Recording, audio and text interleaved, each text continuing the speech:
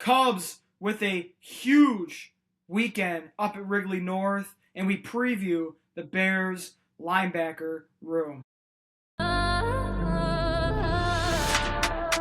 Yeah, Northside noise, Shot City Ben, Joey and Sam, lock it in, wind blow all the spin, come talk, yeah, tap in, and with a heartbeat, couple quick.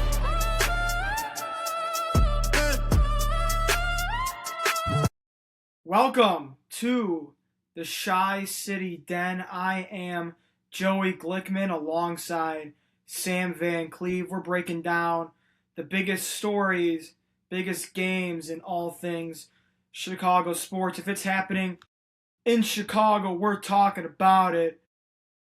We have a massive show ahead of us as the Cubs steal a series up at Wrigley North and take 2 out of 3 against the Brewers. And we preview our next position group for the Bears, and that would be linebackers. But first, let's start up at Wrigley North this weekend. Cubs, Brewers, going into this series, Cubs are really overmatched. You had Mizorowski going, you had Kyle Harrison going, and you had Brandon Woodruff going, their top 3 horses going, and looking bleak for the Cubs. Colin Ray went on Friday. Saturday was David Peterson making his first career start, and then a bullpen game on Sunday. Let's work backwards. Let's work backwards. Today, I don't think I've ever been that hyped after a regular season game in a really long time. Just to kind of recap it, Gary Sanchez solo homer off of Ryan Rollison in the second inning. Kind of thought they kept Rollison in a bat or two late, but that's all in hindsight. Bryce Wilson, fantastic in a pinch. 4 scoreless innings, was outstanding. And then Cubs tie it up on a wild pitch in the 7th. And then head into the 10th. You get a huge hit from Suzuki, a walk from Bush to make it 2-1, and then a huge hit from Seiya to make it 4-1. And then the bottom of the 10th, Ethan Roberts came in, did not have it. He looked terrible, had zero command, had no idea where the ball was going. And then Jordan Wicks was the savior of the day. If you were to tell me that in 2026, I would have told you you were on some sort of drugs. He gets a ground ball from Gary Sanchez, an easy ground ball double play to end the game. But this one was a fun one, Sam. Joe, man, we needed this one so bad. And So bad. I mean, talk about momentum. We were texting earlier, like I'm still, a little bit, I don't know what's the right word, like bullish, hesitant on this starting rotation moving forward. But damn, man, this team today, matter of fact, all series, the fight, the passion, the heart out of this team. We're just playing complimentary baseball the last, 2 weeks or so, or 12 of the last 16. I mean, really today, it was so beautiful to watch his bullpen just, pass the ball to each other and really just have a full-on team game today. I feel like that's been missing for so long. Just an incredible team game. I mean, Nico Horner's really stepped up, I feel like, the past couple games. He's playing Nico ball finally again. Not trying to do too much, just, taking balls the other way. He's really barreling a lot of baseballs right now, which is awesome, and it's great to see. But Joe, we needed this one. The emotion from the team after this game was awesome to see. Craig was pumped up in the dugout. I mean, and the Wrigley North takeover was real, man. We're flying the W today on a great way to end the weekend. This team is back in contention in the division, and we've placed ourselves. I think we're now holding the second wild card spot. So this team's sitting pretty comfortable right now. But there's no reason to be comfortable. We need more. We need to keep the ball rolling here as we roll into. I believe we have the Padres next up at home. In St. Louis. Yep. Let's talk about the bullpen. let's talk about the bullpen and really the starting rotation this weekend and how massive they stepped up. It really started on Friday. I know they lost Friday. They got dealt a tough hand in Mizorowski, but Colin Ray was really Incredible. went toe to toe with Mizorowski. I know, the bullpen kind of blew it there, but I mean they waved the white flag when they entered Jaden Murray.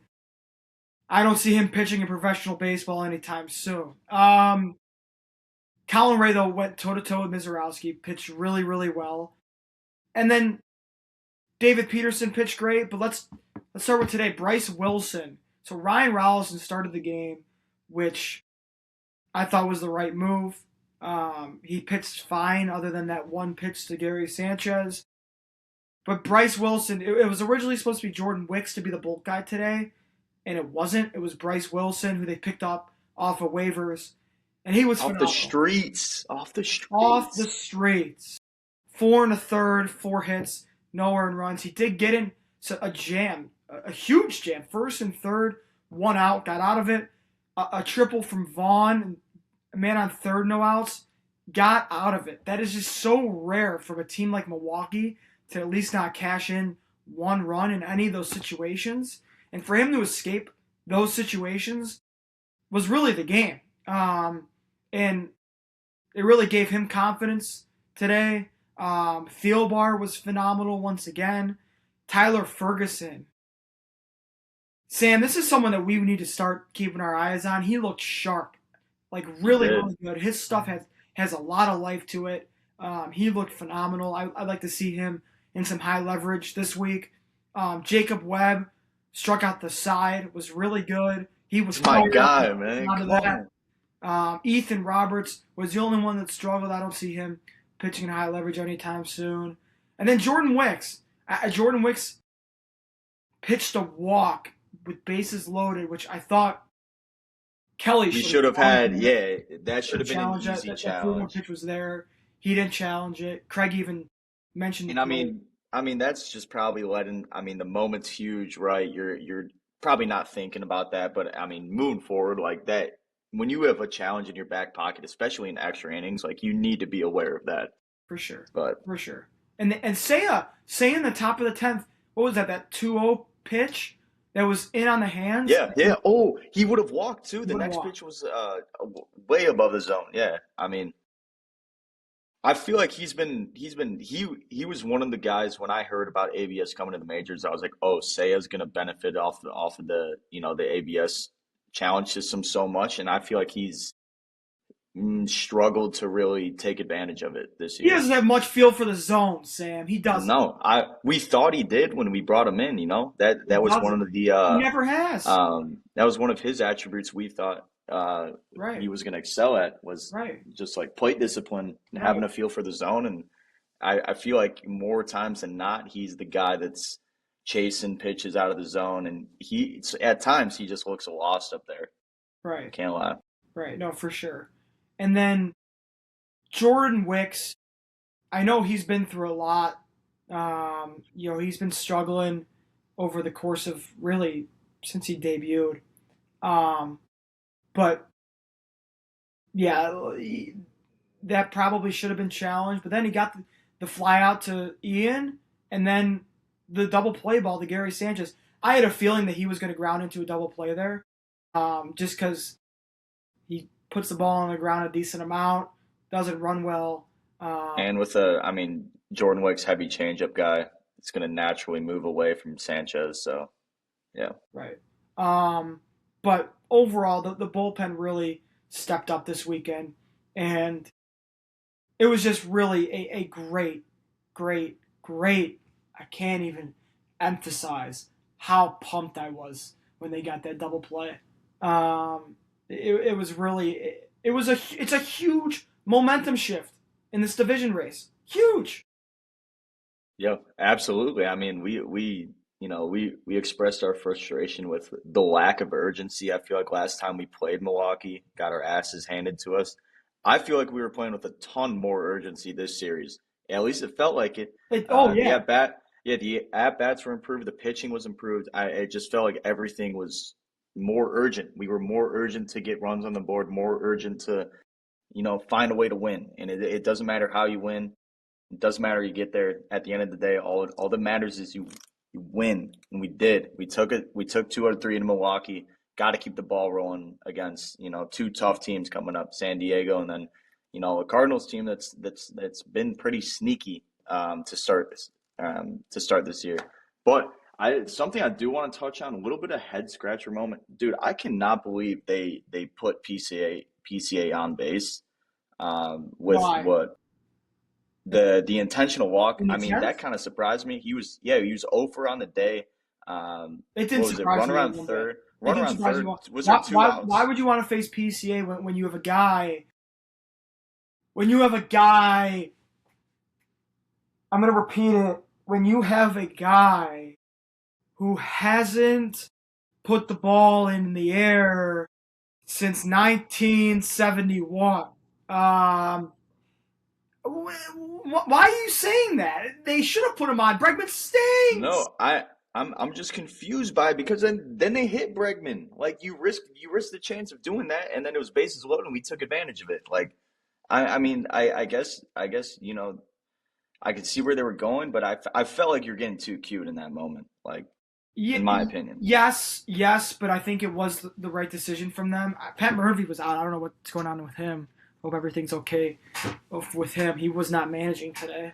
But yeah, I disagree with that. I think the way I Bregman's mean been swinging. that's what essentially lost in the game. I think Bregman. I'm sorry. Don't really want to. Don't really want to get off track, but have to mention this. I think He's got to hustle out the box, bro. that play was unacceptable. It was unacceptable, inexcusable. It's one thing if you're hitting 330 and slugging 560, but when you're hitting 235 and you hit a ground ball, you need to be hustling your ass off. All right, it's inexcusable, and I think we've reached a point. And correct me if I'm wrong. I know Matt Shaw left the game with some wrist soreness. I don't know what the situation with him is. But I'd like to see him play more third base this week. I'd like to see him start in at least 3 games at third base, if not more than that. I think he's earned that. He's been hitting the ball really, really well. He's had really good at-bats. A lot better at-bats than Alex Bregman, the guy who you're paying $175 million to have good at-bats. But do you agree that I think Matt Shaw should get some more playing time at third base? Yeah, absolutely. I mean, he took a lesser role this year, obviously coming off the bench and playing a little bit in right field, and I think he's handled that transition extremely well. And he's given us, great innings, great at bats off the bench, and I feel like his glove is extremely valuable no matter where you put him in the lineup. So I feel like this is a guy that needs to touch the lineup more because he's got plus speed. I mean, he's gonna get on base and he's going to play great defense, and that's a great combo. And it just to me, it doesn't feel like Bregman has it. Like the pop's not there. He's grounded out a ton. Yeah, I don't like. I feel like Matty Shaw can play just as good as third base as Bregman can. For And sure. It's not better, right now, obviously. I'm taking the shot. Matty Shaw's bat over his right now. For sure. I would go as far as to say I'd like to see him in the lineup tomorrow. If I was Craig, I would bench him right then and there. That made me so irritated on so many different levels in a huge game for the division, and you're not running out. It's just inexcusable. It's inexcusable. Yeah, and like the reason we brought him in, right, was to be a leader. Like Right. this team was maybe lacking a presence of that, you could say, like with the absence of Tucker. So we went out and spent the big bucks on Bregman to come in and do just that, lead by example. The first thing he did was grab a scouting report from everyone in our organization. After that, I was like, we really got a dude in Bregman, and it just maybe his value is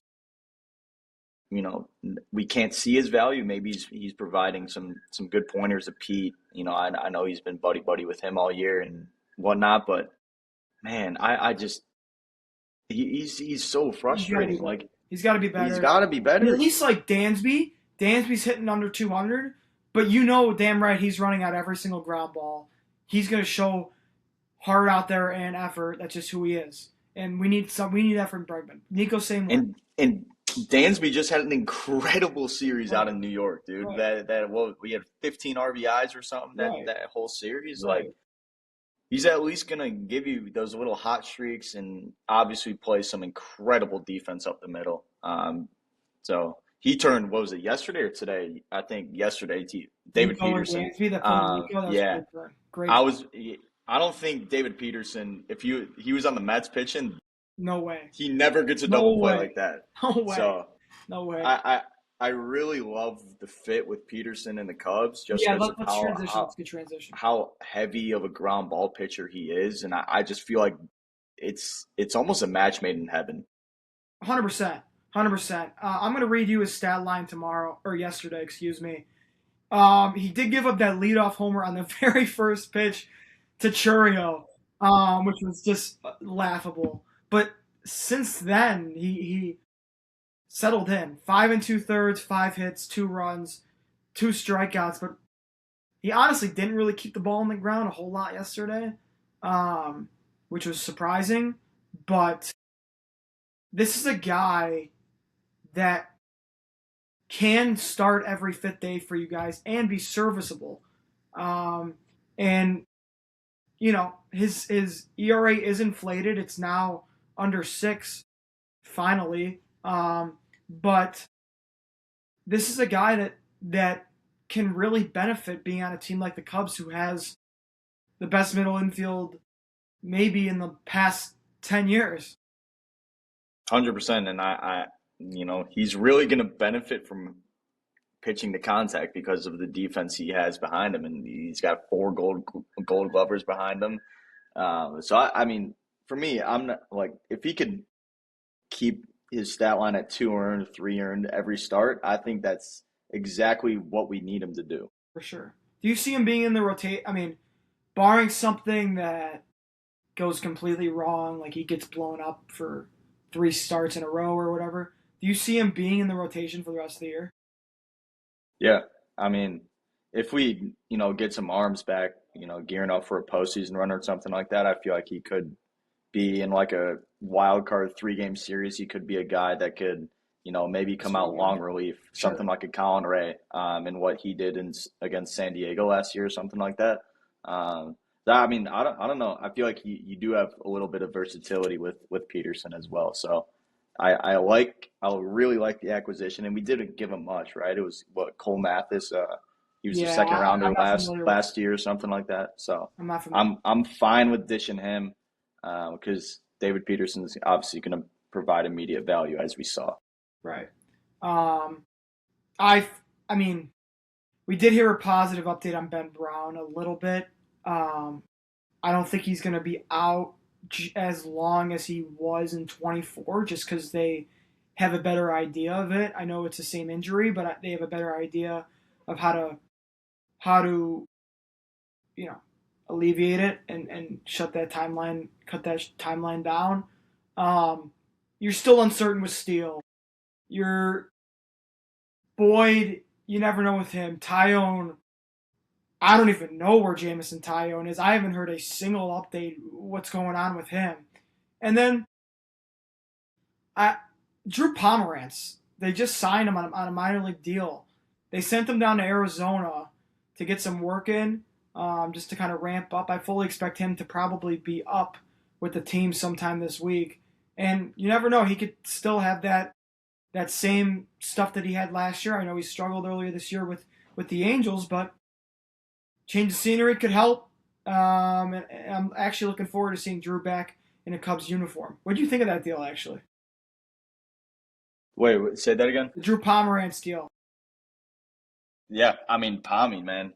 Dude was electric for us last year. I mean, talk about a great lefty arm out of the pen, and I feel like lefty arms out of the bullpen are hard to come by. I mean, we have Thielbar. Thielbar's looked up and down as of late, so I feel like any lefty addition is one that's going to be very valuable to this ball club. For sure. I mean, I do expect him to be up sometime in the next week or two. But yeah, again, just recapping, huge series win. Let's preview the next series against San Diego. 3 with San Diego, a rematch of the wild card series from last year. You got Shota going tomorrow against TBD. You got Matthew Boyd making his first start back at Wrigley against JP Sears. And then you got Colin Ray against Walker Buehler on the Wednesday matinee game. Padres have been really struggling. I think they got swept this weekend by the Dodgers, if I'm not mistaken, or at least lost the series. So they've been struggling. They're now, what's their record? Their record is now 43-39. This is a series that you can definitely take 2 out of 3 from. Yeah. And especially at home, we got some momentum on our side from obviously this great last week and a half of baseball under our belts. But still, this is a dangerous Padres lineup team. They can, get hot at any moment, I feel, and it's a bullpen that is extremely good still. Obviously with Mason Miller on the back end. So this is another massive week of baseball, and this team has really stepped up to the plate this past week. So moving forward, these next 2 series, they got to do the same. They got to keep the ball rolling, keep playing, complementary baseball, handing the ball off to each other in the bullpen. If we do that, we got the home crowd behind us. We're going to win a lot of ball games this week. It's going to be a hot one tomorrow for Shota, which is somewhat concerning. Ball might be flying. Could be flying, which is very concerning for Shota. But they are missing Michael King, which is nice. But JP Sears has been good this year for them. I'm assuming they'd probably be more of a bullpen game tomorrow, just because they haven't announced the starter yet.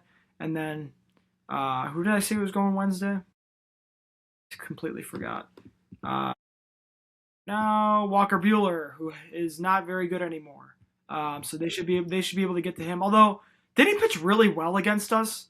Like, I think when they last year or something. No, when they were in San Diego earlier this year, I think he pitched really. Hang on, let me pull that up. I if I'm not mistaken, the last start, I'll tell you right now, his game log against the Cubs went 4 2/3, 2 earned runs. That was okay. Back on April 28th, that was all right. I mean, we gotta get to him early. I feel like that's the key with the guy like that, Walker Buehler, ones who's been struggling, the past year or so. We got to get to him before we get to their bullpen, that was the theme with this Padres series in the playoffs. You got to get to this team before they get to you, essentially. Like if you're trailing going into like the 8th inning, it's penciling a loss. Yeah, unless honestly, the only guy that has good numbers against Mason Miller really in all of baseball is Ian Happ. Ian Happ. One time he went yard. Yeah, he went yard from the. Ian Happ makes no sense, dude. Yeah, He's got I saw his stat. He has 198 something career home runs, and 98 of those come against the NL Central. It's actually how good he is against his own division. That will do it for Cubs talk, and we'll recap the Padres series Wednesday, maybe Wednesday, depending on if I'm here or not. I'm going out of town, so might not be here. But let's preview Bears linebacker room, which for me is probably the most exciting room to preview. With a lot of new additions. Devin Bush. I'm reading you the depth chart right now. Devin Bush, T.J. Edwards, DeMarco Jackson, Ruben Hippolyte, who they got last year, Noah Sewell, Jack Sanborn, who they brought back from Dallas. Sandman, baby. Love the Sandman. Keyshawn Elliott, who they drafted from Arizona State. I'm excited to see him in preseason. I love Keyshawn, yep. And then they signed that guy Tony Fields from the UFL. I mean, he'll fight for a roster spot, but I don't see him making the roster. Sam, this position group added a lot of speed this offseason. And that was the focus, right, Joe? Right. And Poole said it himself, the focus has been on speed, versatility, and obviously Ben Johnson spoke on creating competition in the depth chart. And that's exactly what we did. I feel like this linebacker group is so much deeper than it was last year. And I feel like the lack of depth at this position is what really got us in trouble last year, especially late in the year, the middle parts of the year when Edwards was down, Edmonds too. Sewell but was I really down feel like for a point too. Yeah, and he I don't know what his timeline is. I don't know if he's going to be ramping up towards training camp or whatnot. Sewell, because he popped his Achilles late in the year. I think he's going to be if I recall. okay. I think. Yeah, hopefully. What's the update on TJ Edwards? Do we have an update on if he's good to go? I think he will be good. Because I don't think his leg injury was all that threatening to start this year. But I feel like the must-haves with this group for this year at least, it's got to be dependability and physicality. And I think we're going to check the box on both of those traits. And I feel like this room is significantly upgraded. We brought in Devin Bush for $7 million less than what we had Edmonds on. And I feel like Devin Bush is I really feel like he's going to be an impactful player for this group. He's coming off his best career year, obviously in Cleveland. It was unfortunate he was in Cleveland because he didn't really get the spotlight he deserved, I feel like, for the year he had. He had an 87.6 PFF grade, which I think ranked 4th out of all linebackers in the NFL. So really, the career resurgence from Devin Bush has been incredible, and we got him on a really team-friendly deal. I think it was $30 million for 3 years, so he might average around $10 million a year. But he's going to be our starting Mike and kind of our left inside guy in some nickel packages. So I'm really looking forward to the addition of Devin Bush. I feel like we upgraded there with Bush over Edmonds. The return of Jack Sanborn is awesome. Obviously, veteran depth and a familiar face in the building. Keyshawn Elliott is who I really kind of want to talk on and speak on, Joe. I want to hear your thoughts on him too. But I'm going to read you some of his stats just from his past year in the Big 12. He had 98 tackles, led Arizona State in tackles, 7 sacks too as a middle linebacker. Big 12 too, right? He was second team All Big 12, I believe. So he's an extremely high production college player, which I love because this is a guy, who can step in right away and just provide immediate value, I think, for us, and immediate depth. So in my mind, I kind of see Keyshawn Elliott stepping into this team right away and making an immediate impact. So do you think he's going to be higher on the depth chart than Sewell? I mean, it all depends on how training camp goes. Yeah, because when we get to training camp, we're going to see who's up to game speed when the pads get on. But I feel like he'll jump Sewell at the start of training camp and in training camp just because Sewell's, nursing the Achilles still. So I do feel like Keyshawn Elliott, he's got a massive opportunity heading into training camp to find playing time early. So he's kind of going to be my guy to watch within this group, I feel like, for the first couple weeks of training camp. Okay. I when he got drafted, I liked it. I remember him at Arizona State. I remember him being really, really fast.